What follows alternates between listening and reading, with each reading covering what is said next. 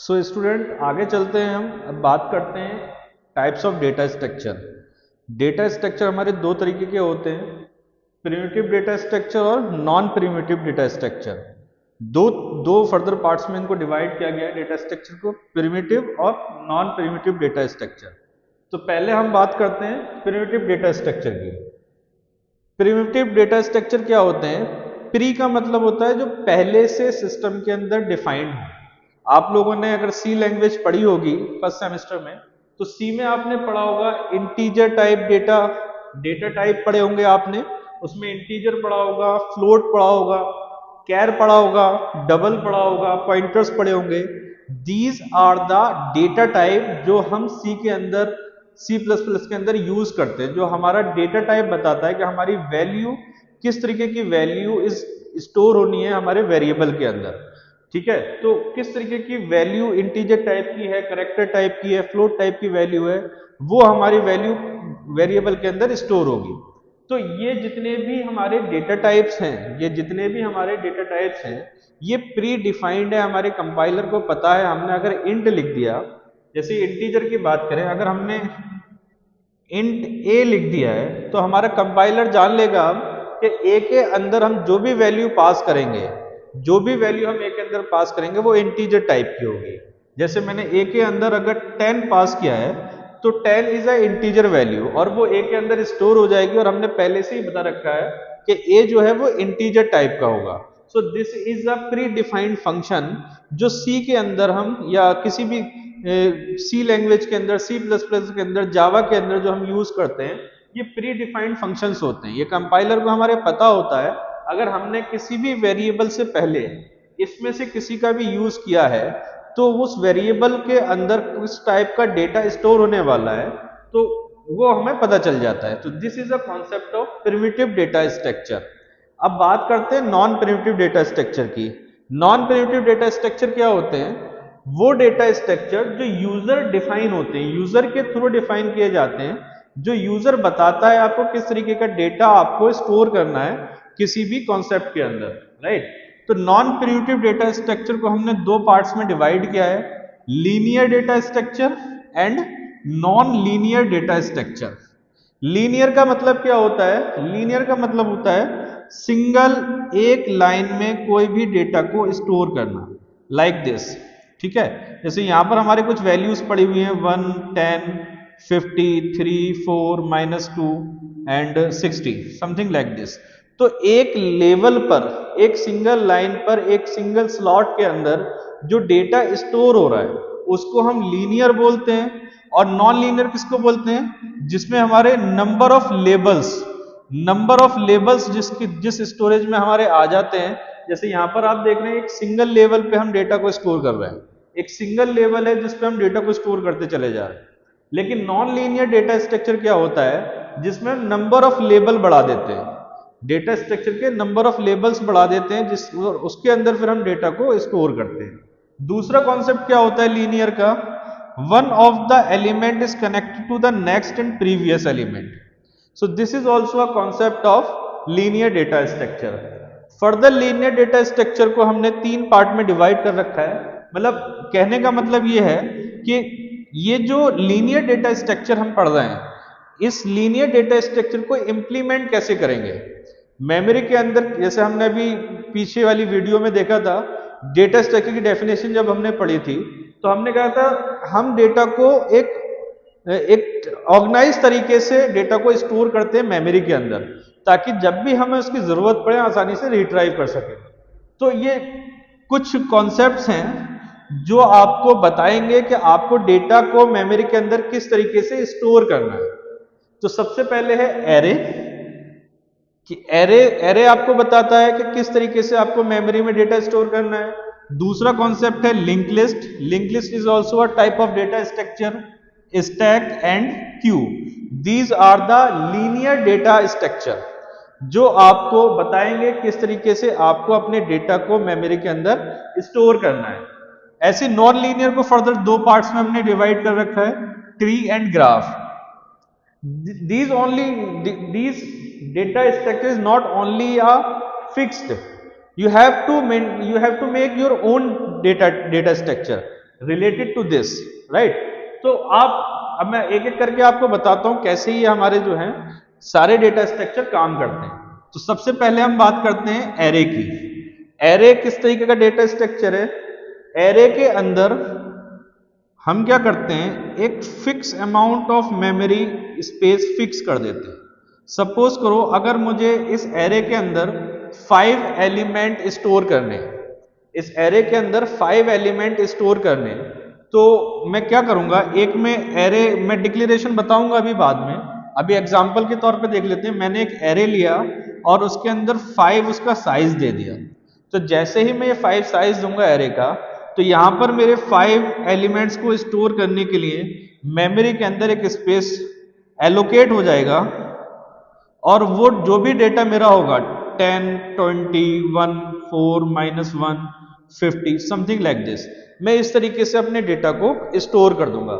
Array के अंदर fix amount of space, जो भी आपने एरे का साइज लिया है उतना स्पेस आपका यहां पर ऑक्यूपाइड हो जाता है, मेमोरी उसको एलोकेट कर देती है, और फिर उस लोकेशन पे जाके आप अपने एलिमेंट्स को स्टोर कर सकते हैं। So this is a concept of array. दूसरा डेटा स्ट्रक्चर आता है हमारा लिंक लिस्ट। तो लिंक लिस्ट के अंदर हम किस तरीके से स्टोर करते हैं डेटा को? लिंक लिस्ट के अंदर this is the link list is working as a dynamic memory allocation.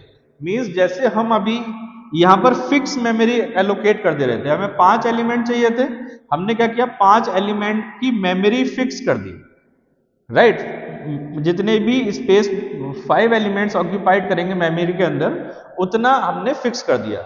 But link list क्या करता है? Link list dynamic memory allocate करता है। डायनामिक मेमोरी एलोकेशन का मतलब क्या होता है कि हम एक सिंगल नोड बनाएंगे, एक किसी भी एक एलिमेंट के लिए एक सिंगल नोड बनाएंगे, और उसको मेमोरी में जहां भी जगह होगी, जहां भी मेमोरी में जगह होगी उसको वहां पे ये एलोकेट हो जाएगा। ये हमारी नोड 1 है अगर, तो यहां पर हम एक डेटा जो हमारा होगा, जैसे यहां पर हमने 10 लिया था, 10 यहां पर हम दे देंगे, राइट। और इसके अंदर क्या होगा, this is a link part, this is a link part जो बताएगा नेक्स्ट नोड आपकी कहां पर है। तो लिंक लिस्ट को हम इस तरीके से कुछ रिप्रेजेंट करते हैं।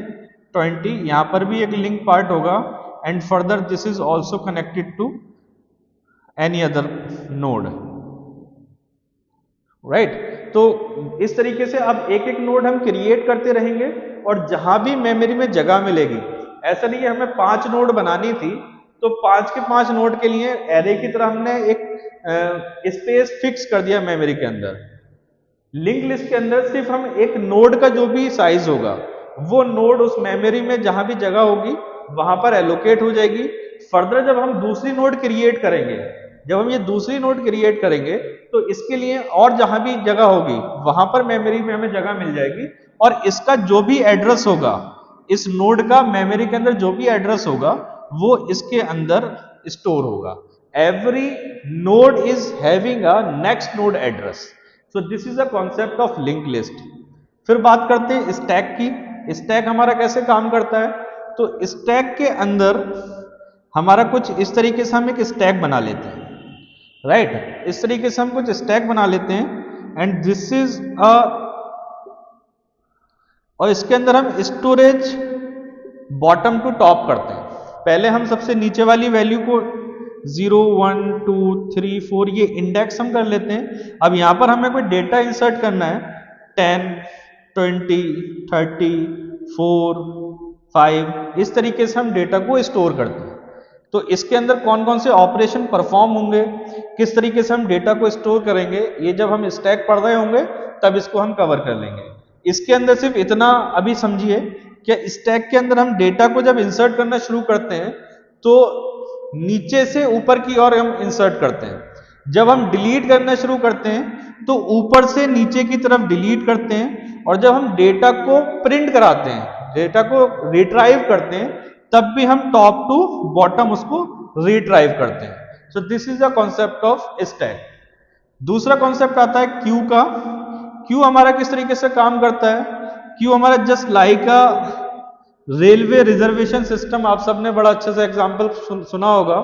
रेलवे रिजर्वेशन काउंटर जो होता है उसमें जो सबसे पहले आता है ठीक है, इसमें हम इंसर्शन पीछे की साइड से करते हैं और जो भी पहले आएगा वो फर्स्ट पोजीशन पे जाएगा और उसके बाद पीछे ऐसे लाइन लगनी शुरू हो जाती है। तो यहाँ पर हमारा 10 हुआ, यहाँ 20 हुआ, यहाँ 30 हुआ, 5 हुआ, 3 हुआ, इस तरीके से हम इंसर्ट करना शुरू करते हैं।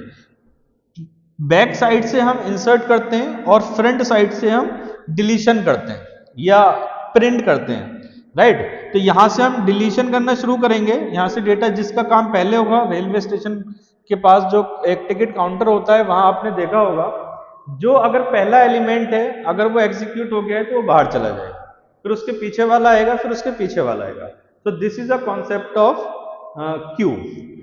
ऐसे हमारे नॉन लीनियर डेटा स्ट्रक्चर हैं कुछ, जैसे ट्री है। ट्री हम किस तरीके से बनाते हैं, ये जितने भी डेटा स्ट्रक्चर आपने पढ़े, लीनियर डेटा स्ट्रक्चर जितने भी आपने पढ़े, ये सब क्या है, सिंगल लेवल पे काम कर रहे हैं।